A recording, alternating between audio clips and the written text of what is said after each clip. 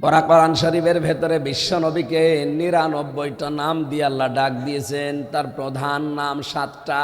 কয়টা? রব্বুল আলামিন বলেন তহা, তার ভেতরে একটা। ইয়াসিন, আহমাদ, মোহাম্মদ, আব্দুন, মোজাম্মিল, মুদ্দাসির। কয়টা? বলেন বলেন। সূরা ফাতিহার ভেতরে যে ৭টা আয়াত দেখেন, বিশ্ব নবী মুহাম্মদ রাসূলুল্লাহর প্রতি কোরআন নাজিল করে সূরা ফাতিহার ভেতরে ৭টা আয়াতে।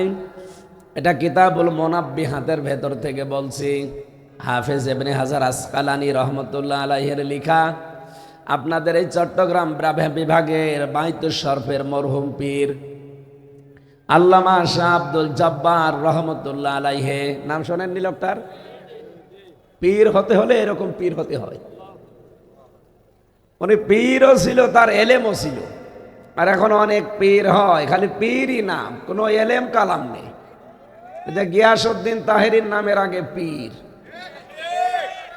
ওর পেটে বোম মারবেন তো একটা আয়াতের তাফসির মূল ভাবে করতে পারে কিনা? নামের আগে পীর বসিয়ে রেখেছে। শাহ আল্লামা আব্দুল জব্বার রহমতুল্লাহ আলাইহি তিনি কিতাবুল মুনাব্বিহাত, এটার আরবিতে লেখা, তিনি বাংলা করেছেন। উনি এই সূরা ফাতিহার এই ৭টা অক্ষর গবেষণা করে একটা তথ্য দিয়েছেন। আমরা বাংলাদেশে এখন ৪৮,০০০ পীর নাম শুনি। পীর হতে হলে আব্দুল জব্বারের মতোই হওয়া লাগবে, এইরকম পীর হবে। তিনি লিখেছেন সূরা ফাতিহায় রব্বুল আলামিন এই ৭ আয়াতের ভেতরে এই ৭টা অক্ষর দেননি, ৭টা হরফ। কয়টা? এদিকে তাকান, কয়টা? ৭টা হরফ তিনি দেননি। চিন্তা ভাবনা করে তিনি কিন্তু গবেষণা করে বের করলেন কেন দেননি। সূরা ফাতিহার পুরা ৭টা আয়াতে আপনি সা অক্ষরটা খুঁজে পাবেন না। কি অক্ষর? সা অক্ষর আল্লাহ পাক এই সূরার ভেতরে দেননি এই কারণে, কারণ সা দিয়ে যে শব্দটা তৈরি হয় সাবুর, সাবুর মানে ধ্বংস। সাবুর মানে কি? সূরা ফাতিহার এই ৭টা আয়াত যদি কেউ দুনিয়াতে আমল করতে পারে, প্র্যাকটিক্যাল লাইফে সেট করতে পারে, আমার আল্লাহ তার জীবনটা ধ্বংস করে দেবেন না। ২ নম্বরে তিনি দিয়েছেন যে এর ভেতরে আপনি জিম খুঁজে পাবেন না। জিম যে অক্ষরটা কেন নেই? কারণ জিম দিয়ে পড়া কোরআনে যেখানেই দেখবেন জাহান্নাম লেখা আছে। জাহান্নাম কয়টা দরজা? ৭টা। বলেন বলেন। জাহান্নামের এই ৭টা দরজায় আল্লাহ তার জন্য বন্ধ করে দেবেন যিনি সূরা ফাতিহার ৭টা আয়াত জীবনে সেট করতে পারবে। সূরা ফাতিহাতে ৩ নাম্বার তিনি দিয়েছেন খ অক্ষর পাবেন না। খ দিয়ে আপনি শব্দ তৈরি করতে পারেন খব্বারি, এর বাংলা অর্থ হচ্ছে ভব ঘুরিয়ে। খবারি মানে কি? খব্বারি মানে ভব ঘুরে, যার কোনো কাজ কাম নেই, উদ্দেশ্য নেই। এর আর একটা অর্থ আছে লম্পট।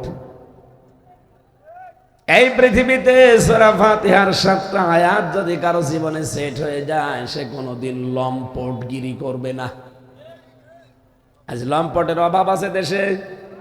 আমি নাম নিলাম না, ওদের নাম নিতেও আমার ঘৃণা লাগে। ৪ নম্বরে আপনি শিন পাবেন না। শিন দিয়ে শব্দ তৈরি করা যায় শাখাওয়াত।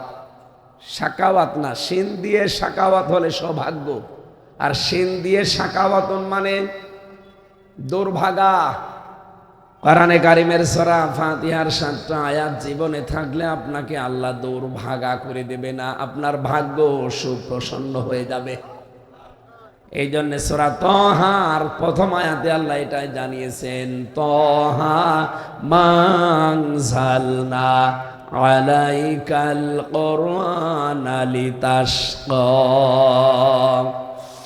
এই কোরআন আমি আপনার প্রতি এই জন্য দেইনি যে আপনি ভাগ্যহত হবেন, দুর্ভাগা হবেন। আপনি ভাগ্য হারিয়ে ফেলবেন না। এই কোরআন এই জন্য দিয়েছেন যে আপনার ভাগ্য খুলে দেবে, আপনি ভাগ্যকে সুপ্রসন্ন করতে পারবেন। 5 নাম্বারই আমি এর ভেতরে পেয়েছি। সূরা ফাতিহার ভেতরে আপনি জ শব্দটা পাবেন না। কি জ অক্ষর দিয়ে দেখবেন পুরা কোরআনে বেশিরভাগ জুলমুন বা জুলমাতুন লেখা আছে। এর বাংলা অর্থ হচ্ছে অন্ধকার। এই 7টা আয়াত জীবনে যদি সেট করতে পারেন, অন্ধকার আপনার জীবনে নেমে আসবে না। সুবহানাল্লাহ বলতে পারেন না? এরপরে পেয়েছি ঝা, 6 নাম্বার অক্ষর। এটা সূরা ফাতিহার ভেতরে ঝা এই অক্ষরটা নেই। ঝা দিয়ে কোরআনে কারিমে আল্লাহ নিজেই দিয়েছেন যাক্কুম। এটা জাহান্নামী মানুষদের খাবার।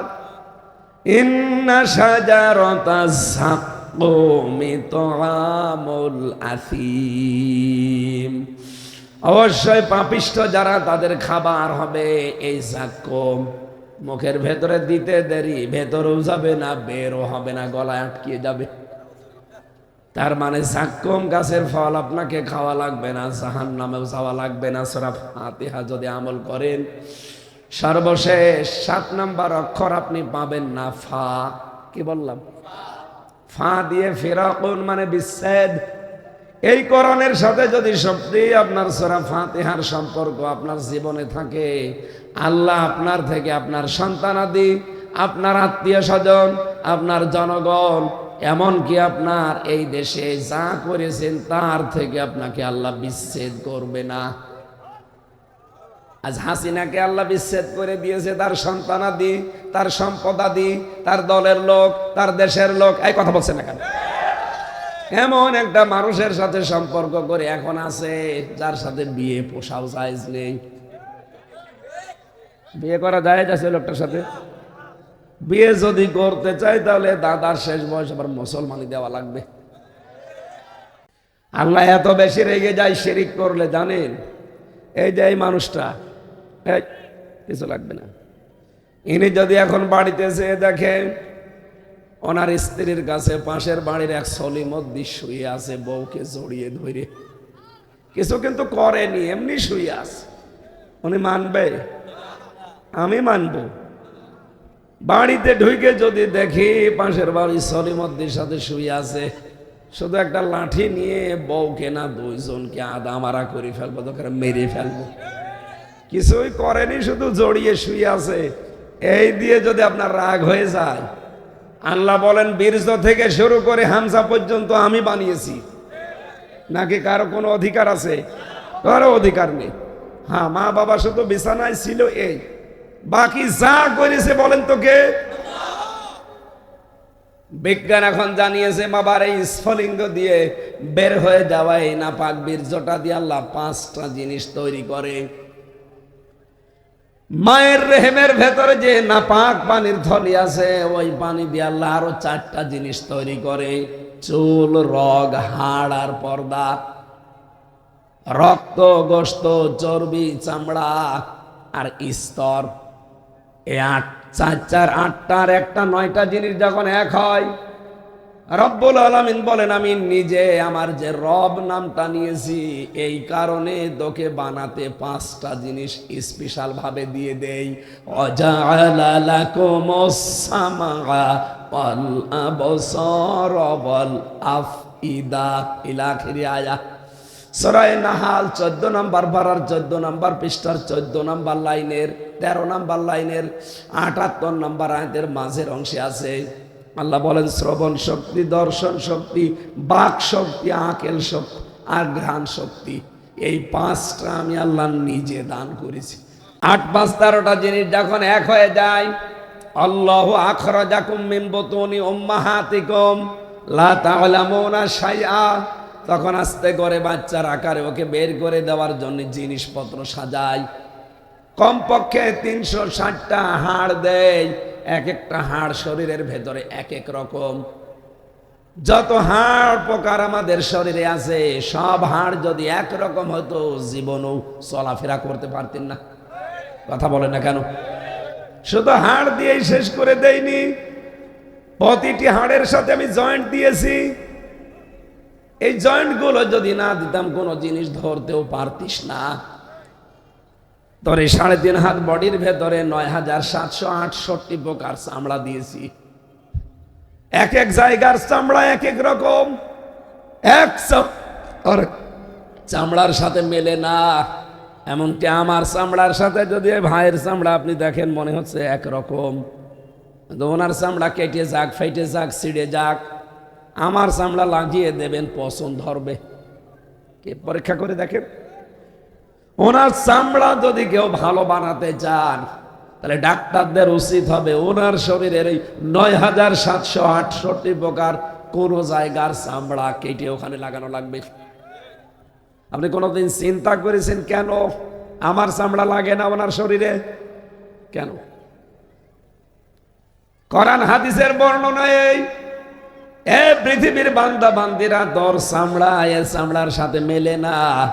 আর কিয়ামতের দিন ও তোর বোঝা, পাপের বোঝা বহন করে দেবে। ও বলে আর তুই বিশ্বাস করিস? ও তো একটা ভণ্ড আর তুই পাগল। ও বাংলার মুসলমানেরা, কেউ কারো বোঝা বহন করবে না। ওয়ালা তাসিরু ওয়াসিরাতু বিসরা উখরা। কিয়ামতের দিন যার বোঝা তার বহন করা লাগবে। কথা বলেন ঠিক কিনা? কেউ কারো বোঝা বহন করবে? আরো জোরে বলেন না। সুতরাং যে ভণ্ড পীরগুলো এই কথা ছড়ান যে তোর কোনো চিন্তা নেই, তোর বাবা আছে, ওটা একটা ভণ্ড। কেউ কারো বোঝা বহন করবে না কিয়ামতে। এই জন্য চামড়ার সাথেও চামড়ার মিল নেই।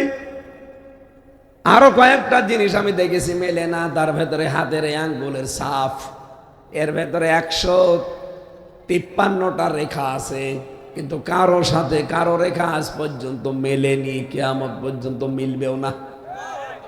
যদি কারো সাথে কারো রেখা মিলেছে তো কারো জমি জায়গা ঠিক থাকতো, সব জাল দলিল করে নিয়ে নিতাম।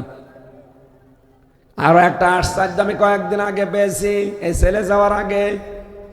আমার শরীরের এই যে বিশেষ করে এই জায়গাটুকু যেখানে 153টা রেখা আছে, এইটা আর এইটা, এই জায়গা থেকে যদি আপনি ছুরি দিয়ে কেটে কেটে সব রেখাগুলো তুলে ফেলেন, দেখবেন কিছুদিন পরে যখন এটা ভালো হয়ে যাবে, ওই রেখাগুলো আবার আগে যা ছিল তাই হয়ে যাবে। আমি নিজে এটা প্রমাণ করেছি যে এই জায়গাটা 19 সালে কেটে গিয়েছিল।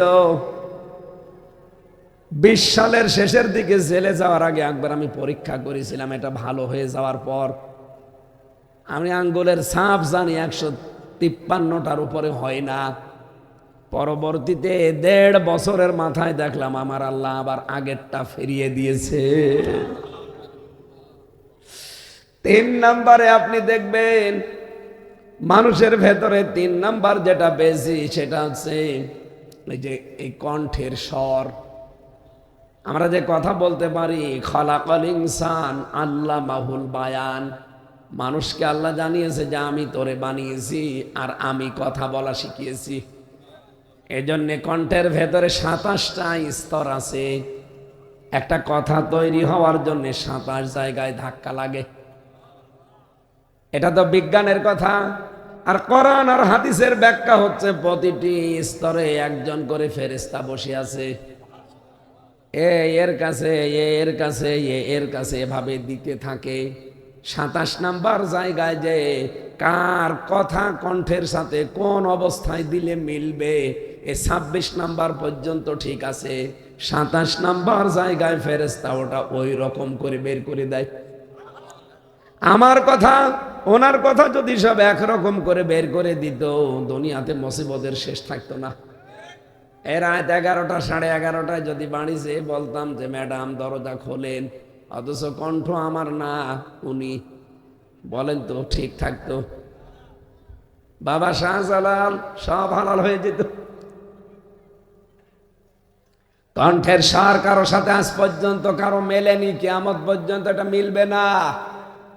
4 নম্বরে আমার আল্লাহ জানিয়েছেন এই যে জিহ্বা, জহব্বার যে স্তর, যে স্বাদ নেই আমরা, 1,17,000 এর ভেতরে আমার আল্লাহ আস্বাদন স্তর দিয়েছেন। বিজ্ঞান কোন কোন জায়গায় লিখেছে 1,50,00,000। আর এর ভেতরে স্বাদ নেওয়ার জন্য যে স্তরগুলো আল্লাহ দিয়েছেন জহব্বায়, কমপক্ষে 357 প্রকার খাবারের স্বাদ আপনার জহব্বা একবারে নিতে পারে। বাংলাদেশ সহ বিশ্বে যতগুলো দেশে আমি এই ছোট বয়সে গেছি, কোনো রেস্তোরাঁ, কোনো হোটেলে, কোনো বাড়িতে একবারে 357 প্রকার খাবার রান্না হয় আমি পাইনি। আপনি পেয়েছেন? বাংলাদেশের গাজীপুরের নিরিবিলি হোটেল আছে একটা কাপাসিয়ায়, এখানে সর্বোচ্চ খাবার রান্না হয় 180 প্রকার, এর উপরে আমি আর পাইনি সারা বাংলাদেশে। এইটাই ওরাই কাঁঠালের পাতা, আমের পাতা ভর্তা বানিয়ে বলে এইটাও খাবার। কাঁঠালের পাতা নিয়ে এসে ভর্তা বানাবে, বলে এটা একটা ভর্তা। এ আমের পাতা ভর্তা, কচুর পাতা ভর্তা, এরকম সব মিলে 180। আর আমার জহব্বায় স্বাদ নিতে পারে 357টা স্তর আছে। সুবহানাল্লাহ বলতে পারে না? পৃথিবীর কোন হোটেলে এত প্রকার খাবার বানাবে বলেন? 5 নাম্বারটা বেশি, এই চোখ। এর ভেতরে 5টা জিনিস আল্লাহ সাজিয়েছেন। এর ভেতরে আছে, আপনি দেখবেন, মনি আছে, কর্নিয়া আছে, লেস আছে, লেন্স আছে, ইকুয়াল আছে, ডিপ ইকুয়াল আছে। কিন্তু চোখ আমরা সবাই মনে হয় যে একরকমই দেখতে, না। আমার এক এক রকম চোখ আল্লাহ এক এক রকম করে বানিয়েছে। কারণ এই চোখের সাথে এ মাথার ভেতরে আল্লাহ 6টা না 7টা জিনিস সাজিয়ে দিয়েছে। ফ্রন্টাল লব আছে, প্যারাইটাল লব আছে, অক্সিপিটাল লব আছে, মোটর কর্টেক্স আছে, সেন্সরি কর্টেক্স আছে, বাক শক্তি আছে। এই 7টা জিনিস পড়া মাথার ভেতরে 1,70,000 তার দেওয়া আছে। এগুলো চোখের সাথে, নাকের সাথে, মুখের সাথে, পুরা শরীরের সাথে আর আল্লাহ এমনি এমনি দিয়ে রাখে নাই। এই চোখ দিয়ে আপনি যা যাই দেখবেন না কেন, আগে মাথায় খবর হবে, মাথা থেকে সিদ্ধান্ত আসবে যা, তারপরে আপনাকে ওইটা করতে বলবে। আমি ফ্রন্টাল লবটা মিলিয়েছিলাম কম্পিউটার দিয়ে, মাথার ভেতরে ফ্রন্টাল লব আল্লাহ দিয়েছেন। আমরা যদিও মনে করি দেখি চোখ দিয়ে, কি দিয়ে? চোখের সাথে যে তার দেওয়া আছে, এটা দেখার সঙ্গে সঙ্গে ফ্রন্টাল লবে চলে যায়। ওখান থেকে সিদ্ধান্ত আসে, সামনে সাপ, তাড়াতাড়ি লাঠি হাতে নাও, অথবা অ্যাবাউট টার্ন করে দৌড় দাও। এই সিদ্ধান্ত দেয় চোখ না মাথা? বলেন বলেন। বিজ্ঞান এখন জানাচ্ছে এই 1,500 বছর পর যে 1,70,000 যে তারগুলো আল্লাহ দিয়েছেন, একটা তার যদি অকেজ হয়ে যায় মানুষ পাগল হয়ে যাবে। কি নিয়ামত দিয়ে রেখেছেন আপনাকে বলেন? আপনি যে বাড়াবাড়ি করেন, আপনাকে তো টাইট দেওয়ার জন্য আল্লাহর কিচ্ছু লাগবে না, শুধু মাথারে তার একটু ঢিল করে দেবে। কথা বলেন না কেন? এই জন্য নেই থেকে হামসা বানিয়েছে, সরাসরি পুরাটাই কর্তৃত্বকার। বলেন বলেন। আমার উপরে আর কারো কোনো দাবি নেই। মা বাবার দাবি এতটুকু, যারা বিছানায় ছিল, ও বিছানায় না থাকলেও আল্লাহ আমারে বানাতে পারতো। কি বিছানায় না থেকেও বানিয়েছে আল্লাহ আদম আলাইহিস সালামকে, হাওয়া আলাইহিস সালামকে। বাবার বীর্য ছাড়াও বানাতে পারে হযরত ঈসাকে। আল্লাহ যদি ওটা পারে, তো এখন আল্লাহ পারতে পারে না? আল্লাহ পাক বলেন, নবীজির নামের কথা ব্যাখ্যা করছিলাম আমি। 7টা আয়াত, 7টা নাম, 7-এর অনেক গুরুত্ব আছে। আজকের আলোচনাও 7। কারণ জাহান্নামের দরজা কয়টা? আরো জোরে। জাহান্নাম কিন্তু একটা, দরজা। এই যে এখানে যে মাদ্রাসা আছে, মাদ্রাসা কয়টা? দরজা আছে হয়তো 12টা। যে এখানে ফাজেল পর্যন্ত আছে, এই 12টা ক্লাসে 12টা ক্লাসরুম আছে, আলাদা আলাদা আছে না? যে যেই ক্লাসে পড়বে ওই ক্লাসে এসে প্রবেশ করবে। কথা বলেন না কেন? ক্লাস 1-এ যে পড়ে সে ফাজেলে ক্লাস করতে পারবে, আর ওই ক্লাসে তারা ঢুকতে দেবে?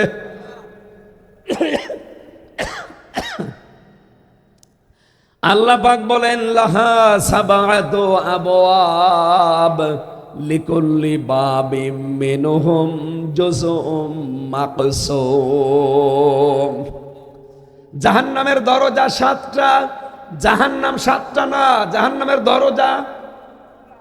এই যে লাহা হা দিয়ে আল্লাহ জাহান্নামের ইঙ্গিত দিয়েছেন।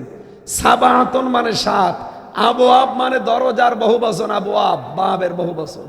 আল্লাহ বলেন জাহান্নামের দরজা 7টা, লিকুল্লি বাবিম মিনহুম জুজউম মাকসুম। সূরা হিজরের 44 নম্বর আয়াত। দুনিয়াতে যে যেই ধরনের অপরাধ করবে, কিয়ামতের দিন তাকে আল্লাহ ওই দরজা দিয়ে প্রবেশ করাবে। কি কথা বোঝা গেছে? তাহলে এখন আমাদের বিষয় কি? আমরা আজকে আলোচনা থেকে দেখব আমরা কোন অপরাধ করছি, কোন দরজা দিয়ে আল্লাহ আমাদেরকে প্রবেশ করাবে। আমি আজকে আলোচনা করেছিলাম মাগরিবের পরে 2টা দরজার, একটা হচ্ছে জাহান্নাম নামে একটা দরজা আছে। ওখানে যারা সীমা লঙ্ঘন করে আর যারা আল্লাহর বিধান অস্বীকার করে তাদের জন্য আল্লাহ ওই জাহান্নাম নামে দরজা বানিয়েছে। 2 নম্বরে বানিয়েছে লাজা। কি বললাম? লাজা মানে সত্যকে সত্য জানার পরে যারা অ্যাবাউট টার্ন করে চলে যায়, আর যারা মাল সম্পদ জমা করে আর কি করে এটা সংরক্ষণ করা যায় এই চেষ্টায় থাকে, এদেরকে আল্লাহ কোন দরজা দেবে? লাজা। বলেন বলেন। 3 নাম্বারটা বলছি, আল্লাহ রাব্বুল আলামিন বলেন ওয়া আম্মা মান খাফফাত মাওয়াজিনুহু ফাউম্মুহু হাওিয়া ওয়া মা আদরাকা মা হিয়া নারুন হামিয়া। 3 নম্বর জাহান্নামের একটা দরজা আছে, নাম হাবিয়া। নাম কি? নাম শোনেননি কোনোদিন? এটা জ্বলন্ত আগুন, এর ভেতর আর কিছু নেই, খালি আগুনই। নাম শুনে বোঝা যাচ্ছে এটা কেমন হতে পারে। আল্লাহ পাক বলেন এখানে কাদেরকে ঢোকাবো, প্রবেশ করাবো জানো? ওয়া আম্মা মান খাফফাত মাওয়াজিনুহু, যাদের ওজন হালকা হবে। কি কি হালকা হবে? এখানে ওজন শব্দটা শুনলে আমাদের মনের ভেতরে চিন্তা ভাবনা চলে যায় যে এটা মনে হয় মিজানের পাল্লার কথা বলা হচ্ছে নাকি? কিয়ামতের দিন নেকি আর বদি ওজন দেওয়া হবে, একটু শোনেননি? আল্লাহ বলেন যাদের নেকির পাল্লা হালকা হয়ে যাবে, ফাউম্মুহু হাবিয়া, তাদের আশ্রয়স্থল হবে তাদের মা। আল্লাহ কেন জাহান্নামে হাবিয়ার নাম মা বললেন? এই পৃথিবীর ময়দানে দেখবেন, পৃথিবীতে যে কেউ হোক তার আশ্রয়স্থল, নিরাপদ জায়গার নাম মায়ের কোল। কি? জাহান্নামী যারা, পাপিষ্ঠ যারা, ইন্নাহু মাইয়াতি রাব্বাহু মুজরিমান ফাইন্না লাহু জাহান্নাম, কেউ যদি অপরাধ করে তার রবের কাছে যায়, তার স্থান আল্লাহ দেবে ওই পাপিষ্ঠের জন্য জাহান্নাম। লা ইয়ামুতু ফিহা ওয়ালা ইয়াহইয়া, ওখানে যে লোকটা মরবেও না বাঁচবেও না, বাঁচা মরার মাঝখানে থাকবে। ও কুমিল্লাবাসী, আমার সাথে আপনি একমত হবেন কিনা জানি না, যে অনেক আলেম আছে, বাংলা অর্থ ছিল। আধুনিক তাফসিরগুলো আমি মিলালাম, চিন্তা ভাবনা করলাম, পৃথিবীতে ওজনের কথা বললে মানুষ খুব ভালো বোঝে। ওজনের কথা বোঝে না? এবার আসেন তো, ওজন করার প্রতিটি জিনিসের নাম আমরা আলাদা আলাদা রেখেছি। এই যে স্টেজটা যদি কেউ এখন বলে যে এটা একটু মেপে দেন তো, দাড়ি পাল্লায় তুলে দেবেন, হ্যাঁ, এটা মাপার জন্য আলাদা একটা যন্ত্র আছে, তার নাম গজ, ফিতা। কি এ পর্যন্ত জানেন না? এটা যদি গজ দিয়ে মাপেন, ফিতা দিয়ে মাপেন, তাহলে বুঝতে পারবেন এটা কয় মিটার কয় মিটার আছে। কি এই যে এই জমিনটা সামনে পড়ে আছে, যদি বলা হয় যে ভাই এটা মেপে দেন, দাড়ি পাল্লায় তুলে দেবেন যে কয় কেজি দেখি, এটা মাপার জন্য গজ লাগবে, ফিতা লাগবে। এটা বুঝেছেন কিনা বলেন? এই যে আমাকে চা দিচ্ছে, আমি যদি বলি চাটা মেপে দেন তো ফিতা দিয়ে মাপবেন, এটার জন্য সিসি আছে, লিটার আছে, এটা কতটুকু দিচ্ছে লিটারের ভেতরে দেবেন, সিসি দিয়ে মাপ দেবেন, আপনি বলে ফেলতে পারবেন। তার মানে এটার জন্য মাপের যে আলাদা যন্ত্র তার নাম সিসি, তার নাম কি লিটার। এখন যদি বলে কোরআন শরীফটা মেপে দেন, তো একটা একটা করে অক্ষর তুলে তুলে মাপবেন। এটার জন্য মাপার যন্ত্র, দাড়ি পাল্লা, বাটখারা, এই কথা বলছেন না কেন? কতটুকু আছে, কয় কেজি হবে, 2 কেজি না 1.5 কেজি, এটা বলা যাবে না তখন। এটার জন্য যে মাপের যন্ত্র তার নাম হচ্ছে কেজি, বাটখারা, আর কি বলে স্কেল। এবার আসেন বাস্তবতায়। কিয়ামতের ময়দানে আল্লাহ যা বললেন, মাওয়াজিনহু, যার ওজন হালকা হবে, খাফফাত। কিয়ামতের দিন আল্লাহ যেটা মাপবেন আমরা সবাই জানি, তার নাম আমল। তার নাম কি? হয় বদ আমল, নাই নেক আমল। কথা বলেন না কেন? যেহেতু আমরা অনেকেই মনে করি দাড়ি পাল্লায় আল্লাহ তুলে দিয়ে মাপবে, এইদিকে বদ আমল, এইদিকে নেক আমল, এভাবে তো নাকি? আপনার এই বাংলাদেশে কোনো পাগলও বিশ্বাস করবে যে আমল দাড়ি পাল্লা দিয়ে মাপা যায়? আমল মানে কি বলেন তো? কাজ। আমল মানে এই জবাব দেওয়া লাগবে না, আবার গেবত করবেন। আমল মানে কি? কাজ। কি কোনো পাগলও দাড়ি পাল্লা দিয়ে মাপে যে 5 কেজি কাজ? কাজ মাপতে হয় গুরুত্বের ভিত্তিতে নাকি? প্রিন্সিপাল সাহেব আমাকে একটা কাজ দিয়েছে, এই কাজটা উনি মাপবেন কি করে, উনি দেখবেন কি করে কাজটা? উনি গুরুত্বের ভিত্তিতে দেখবেন যে কাজটা গুরুত্ব দিয়েও হামসা করছে কিনা। কথা বলেন না কেন? এবার আসেন এই যে স্টেজ, এটার গুরুত্বপূর্ণ জিনিস আছে 2টা, একটা খুঁটি আর একটা সামিয়ানা। কি? এই 2টাই গুরুত্বপূর্ণ। এখানে গুরুত্বহীন অনেক জিনিস আছে। এই টেবিলটা, এই টিস্যুর বক্স, এই চায়ের কাপ, এই যে সামিয়ানাটা, এক কথা বোঝা লাগবে। এইগুলো যদি না থাকতো কেউ স্টেজ বলতো না। একজন বলছেন না, ওর মাথায় একটা লাঠি দিয়ে বাড়ি মারেন তো। এখানে স্টেজ হওয়ার জন্য আমার প্রথম শর্ত হচ্ছে খুঁটি লাগবে, 2 নম্বরে সামিয়ানা লাগবে। খুঁটি আর সামিয়ানা বাদ দিলে স্টেজ হবে? খুঁটি আর সামিয়ানা যদি থাকে, বাকি যদি কিচ্ছু না থাকে, তাও মানুষ বলবে এটা স্টেজ।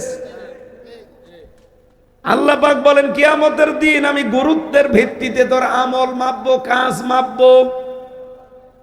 কিয়ামতের ময়দানে গুরুত্বের ভিত্তিতে যেহেতু মাপা হবে, আমি আবার আলেমদেরকে ক্ষমা চেয়ে নিচ্ছি, আপনি চিন্তা ভাবনা আরো করবেন।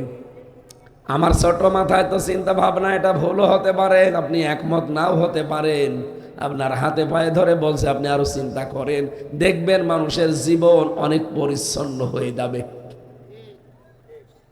কিয়ামতের দিন সবাই বিশ্বাস করেন যে আমল মাপবে, আমল মানে কাজ, নাকি আমল মানে অন্য কিছু আছে?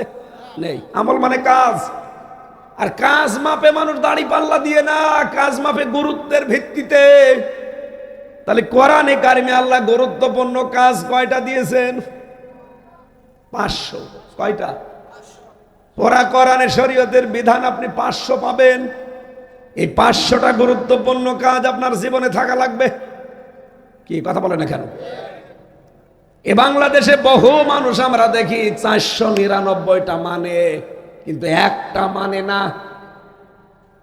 বলেন তো এখানে গুরুত্বপূর্ণ যে 2টা বললাম, সামিয়ানা আর খুঁটি, একটা যদি না থাকে আর একটা টিকে থাকবে? আরো জোরে বলেন। শুধু খুঁটিয়ে টাঙিয়ে রাখলেন, কেউ বলবে এটা স্টেজ। শুধু সামিয়ানা দিয়েছেন, দেবেন কোথায়? কেউ বলবে এটা স্টেজ। তাহলে গুরুত্বপূর্ণ এই 2টাই লাগবে। এই জন্য যত ফরজ বিধান আল্লাহ কোরআনে দিয়েছেন, দেখবেন তার ভেতরে আবার আলাদা আলাদা কিছু ফরজ আছে। যেমন নামাজ ফরজ। কি? নামাজের ভেতরে আলাদা ফরজ আছে না? নামাজ কি? বলেন না কেন? এই নামাজের ভেতরে ফরজ কয়টা? 17টা 13টা? না, আমার গলা ভাঙা এক, আর আপনাদেরও আমি সাড়া পাচ্ছি না। কথা কি বুঝতেছেন না, না সাড়া দেন না? বুঝতেছেন? নামাজের ভেতরে বাইরে ফের ফরজ মিলে কয়টা? 13টা। 12টা আদায় করলেন, একটা করেননি, আপনার সওয়াব হবে 12টা। কয়টা? একটাও হবে না, শূন্য, জিরো, কিচ্ছু হবে না। এখন যদি বলেন না আমি 12টা ফরজ আদায় করলাম, একটা করি নাই, অন্তত আমার 5টা সওয়াব দেন, হবে? এটা যেমন সহজে বুঝে ফেলেছেন, এই কোরআনে আল্লাহ 500 শরীয়তের বিধান দিয়েছেন ফরজ। 499টা মানেন, একটা মানেন না, আরো বিরোধিতা করেন। কিয়ামতের দিন যখন আল্লাহ আপনাকে মাপ দেবে, তখন আপনার হবে জিরো, শূন্য। আমি আশা করছি আপনি কথা বুঝেছেন। এরপরও যদি না বোঝার ভান করে থাকেন, এদিকে আসেন। তাহলে গুরুত্বের ভিত্তিতে মাপ দেওয়া হবে কিয়ামতে। সুতরাং আমাদের উচিত গুরুত্বপূর্ণ কাজগুলো আগে করা। গুরুত্বপূর্ণ কাজ নামাজ, আর কথা বলছেন না কেন? গুরুত্বপূর্ণ কাজ ইলম শিখা, গুরুত্বপূর্ণ কাজ রোজা রাখা, গুরুত্বপূর্ণ কাজ সুদ ছেড়ে দেওয়া, গুরুত্বপূর্ণ কাজ যাকাত দেওয়া, গুরুত্বপূর্ণ কাজ ইসলাম কায়েম করা। আর এগুলো সব করবে ফেরেশতারা। এই যে আসল জায়গায় চলে এসেছে। 500টা ফরজ আছে এরকম: নামাজ, রোজা, হজ, যাকাত, সুদ ছেড়ে দেওয়া, ঘুষ ছেড়ে দেওয়া, অর্থনীতি জাকাত ভিত্তিক করা, দিন কায়েম করা, এগুলো সবগুলো ফরজ। সবগুলো কি? 499টা মানেন, একটা মানেন না, আপনার কিয়ামতে শূন্য, জিরো হবে। আম্মা মান খাফফাত মাওয়াজিনুহু ফাউম্মুহু হাওিয়া। যার হালকা হবে পাল্লা, ওজন যার হালকা হয়ে যাবে, যেহেতু গুরুত্বের ভিত্তিতে পাল্লা মাপ দেবে, আপনি তো এমনি হালকা হয়ে পড়বেন। ফরজ 13টা, একটা মানেননি, 12টা মেনেছেন, পুরা জিরো। 500 ফরজের 499টা মেনেছেন, একটা মানেননি, পুরা জিরো। এই জন্য 500টাই মানা লাগবে। বিশ্বনবী মোহাম্মদ রাসূলুল্লাহ যেদিন হযরতে ওমরকে মুসলমান বানিয়েছিলেন, ডাক দিয়ে বলেন, হে রাসূল, এ কোরআন শরীফ সত্য না মিথ্যা? তিনি বললেন, সত্য কথা, যা আছে সব সত্য। হযরত ওমর বলেন, হে নবী, সত্য জিনিস গোপনে থাকবে না। আপনি আমার সাথে একটু অনুমতি দেন, আমি এই সত্য কোরআনের পক্ষে একটা মিছিল করব কাবার দিকে। 40 জন মাত্র মুসলমান হয়েছিল ওই সময়, তিনি মিছিল দিলেন, লিল্লাহি তাকবীর। 17 বছর মন খুলে দিতে পারেননি, জবান খুলে বলেন লিল্লাহি তাকবীর। কাফের মুশরিকরা চিন্তা করে, কে গো? মিছিল করে কাবার চত্বরে আল্লাহু আকবারের ধ্বনি দিয়ে, জালানা দিয়ে, দরজা দিয়ে মুখ বের করে দেখে মিছিলের সামনে হযরত ওমর। তাড়াতাড়ি করে ঘরের দরজা জালানা বন্ধ করে বলছে, দরকার নেই, ওর সামনে গেলে মাথা থাকবে না।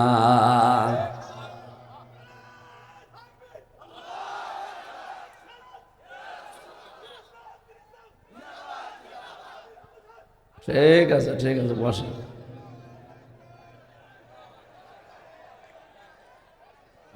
আলহামদুলিল্লাহ। আমার ভাইরা, আমার তো মনে হয় বাংলাদেশের 64 জেলা থেকে এখন শুধু হযরতে ওমরের মতো একটু হুংকার দিলে কিয়ামত পর্যন্ত দেশে আর কেউ কোরআনে বাধা দেওয়ার সাহস পাবে না।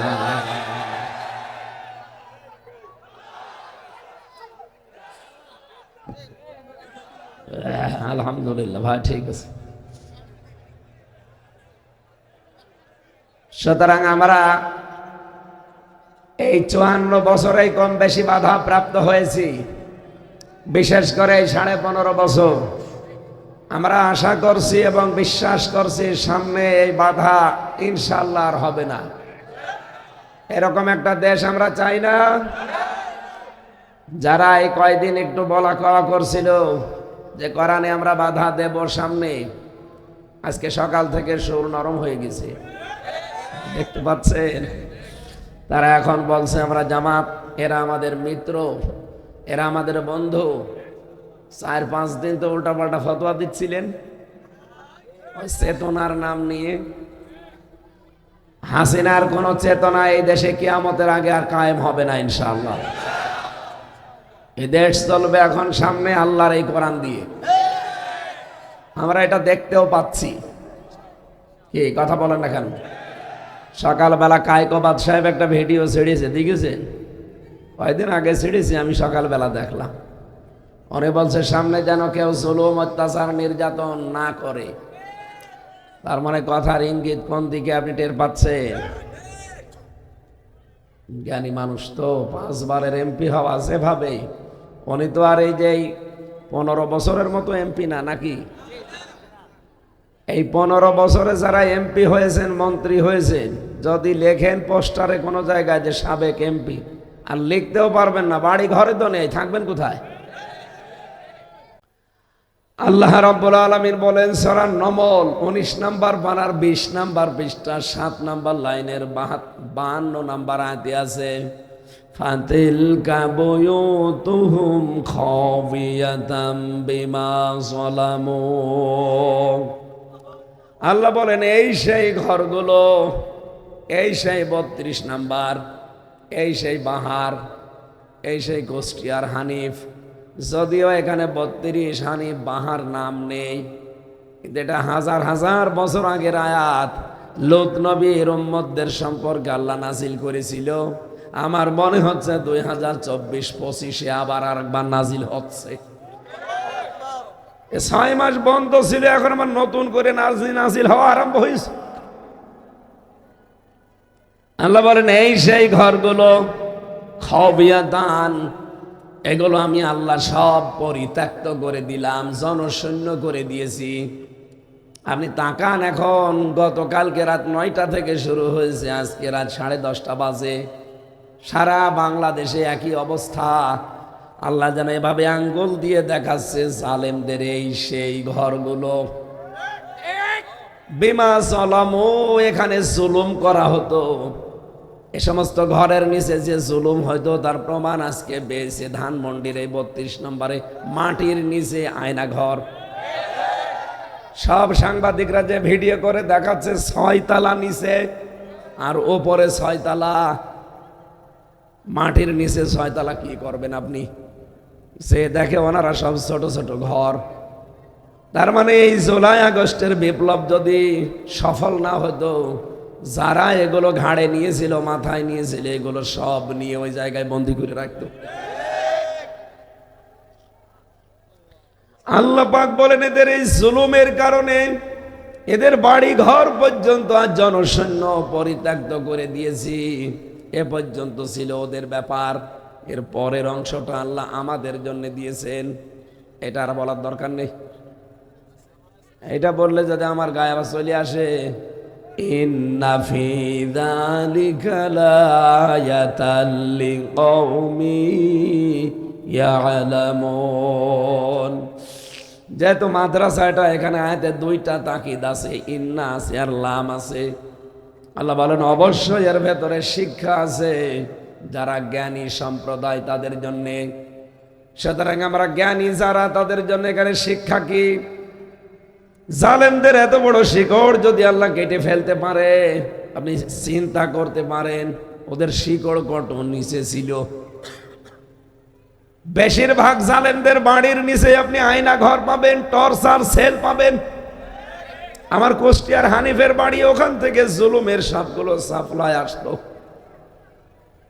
কি করে কার জমি দখল হবে, কাকে সকালে মামলা দেওয়া হবে, কাকে মিথ্যা সাক্ষী দেওয়া হবে, সব ওখান থেকে দুর্বিসন্ধি করত। আর সকালবেলা ওগুলো সব প্র্যাকটিক্যাল কাজ করে বেড়াতো। আল্লাহ বলেন ওই জালেমদের জুলুমের জায়গাগুলো আমি আল্লাহ পরিত্যক্ত করে দিয়েছি।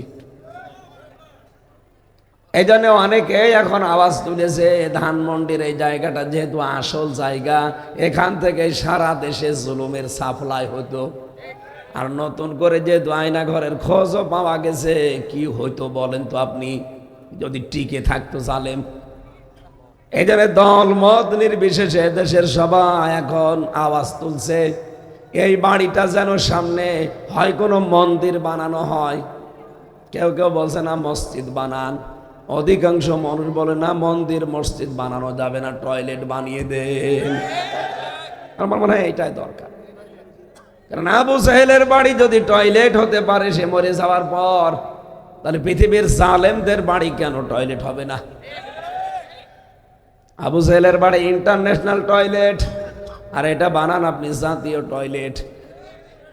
বাংলাদেশের বিভিন্ন মানুষ ওই জাদুঘর দেখতে যাবে, যে দেখবে আয়রে আল্লাহ, এখান থেকে জুলুম হতো, এখান থেকেই মানুষ কিভাবে হত্যা করা হবে সেই পরামর্শ আসতো। তাহলে আমাদের শিক্ষা আয়াত থেকে, ইউনিয়ন থেকে সংসদ পর্যন্ত জালেমদের লোক সব সাজানো ছিল। কথা বলেন না কেন? তাও একেবারে স্তরে স্তরে স্তরে। জালেমদের এত কিছু যদি আল্লাহ সব ধ্বংস করে দিতে পারেন, আগামীতে যারা চেয়ারে বসবেন তারাও যদি জুলুম করেন জনগণের উপরে, আল্লাহর কসম 5 বছর পরে আপনার বাড়িও শ্মশান হয়ে যাবে। এই জন্য সাবধান হব আমরা।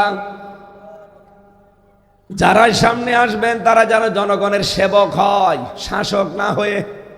কি কথা বলছেন এখানে? যারা এই স্লোগান দিয়ে কাজ করতে পারবে যে আমরা সামনে আসলে শাসক হব না সেবক হব, তাদেরকে দেওয়া লাগবে। আর যারা এখনই শাসক হওয়ার পায়তারা করছেন সেবক না হয়ে, সেবক হলে কোনো মানুষ চাঁদাবাজি করে? বলেন। জেলখানায় 3টা বছর দেখতাম যারা সেবক, তারা কত সুন্দর ব্যবহার করতো, এসে সেবকতে সেবকই, তারা সেবা করে, এই জন্য তাদের নাম সেবক দেওয়া হয়। মহিলা কারাগারে যারা সেবিকা, আর আমাদের পুরুষ কারাগারে এরা সেবক।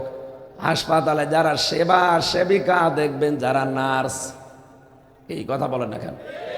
এরা খেদমত করে, সেবা করে, এই জন্যই সেবক সেবিকা নামই হয়ে গেছে। এই দেশের দায়িত্ব এখন একদল নিতে চাচ্ছে, যারা বলছে আমরা শাসক হব না সেবক হব। আছে না? কিন্তু কিছু মানুষ দেখছে না সেবক না, ওরা অলরেডি হায়নার মতো আচরণ আরম্ভ করে দিয়েছে।